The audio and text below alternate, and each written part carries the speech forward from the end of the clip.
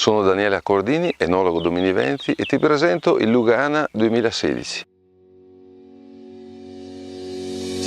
Questo vino nasce sulle colline del lago di Garda tra Verona e Brescia, in terreni di caratteristiche moreniche, molto ciottolosi, situato a un'altitudine dai 50 agli 80 metri e proveniente da un'annata fra le più calde dell'ultimo periodo, il 2016, ma con una grande escursione termica giorno-notte, garantendone quindi una grande intensità aromatica, con note di fiori bianchi e con note di grande mineralità al palato.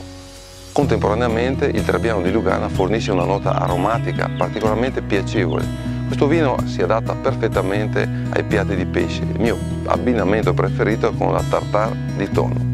Ed ora non ci resta che degustarlo. Alla salute!